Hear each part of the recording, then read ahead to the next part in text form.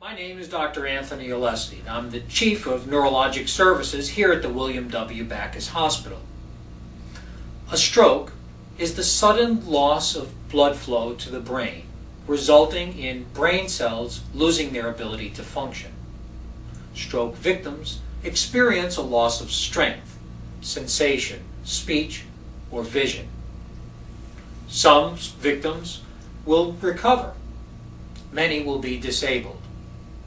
Several will even die.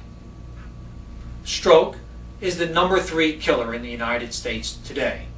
It is the leading cause of permanent disability in this country. In the next year, 700,000 Americans will experience a stroke. Of these, 160,000 will die. Early recognition of stroke is the most important element in effective treatment. That's why the American Academy of Neurology, the American College of Emergency Physicians, and the American Stroke Association have come together to form the Brain Attack Coalition. They've put together a program called Give Me 5 for Stroke, and it looks at 5 crucial elements in the early recognition of stroke. We call them walk, talk, reach, see, and feel. Gretchen has agreed to help us exhibit the 5 important signs of stroke. The first is to assess the patient's ability to walk. Observe the patient when walking. Do they stagger? Are they leaning to one side more than another? The second element is to assess their speech.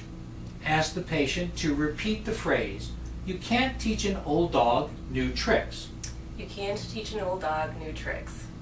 Perfect. What we like to look at is the patient's speech slurred? Are they garbling their words? Can they repeat the phrase? Or are they substituting words that are not appropriate to that phrase? The next sign we want to look for is strength or reach. We ask the patient to put their hands forward, palms up, and hold them there for at least a minute. If someone is having a stroke, one side will drift downward in the course of that minute. We also like to assess their ability to grip by squeezing fingers as hard as possible. If one side is weaker than the other, this would be a sign of stroke. We then like to assess the patient's ability to see. Ask the patient, is their vision blurred? Is there double vision? Ask the patient to cover one eye. In doing so, we can see if only one eye is blurred as opposed to the other. Also, by covering the other eye, we can assess whether or not the patient's double vision gets better. The final and 5th element is to basically ask the patient how they feel, especially with respect to headache. Does the patient commonly get headaches? Is this the worst headache of their lives? On a scale of 1 to 10, with 10 being the worst, how does that headache rate? Remember that any of these signs lasting for more than a minute will be crucial to making a diagnosis of stroke, and help should be obtained immediately.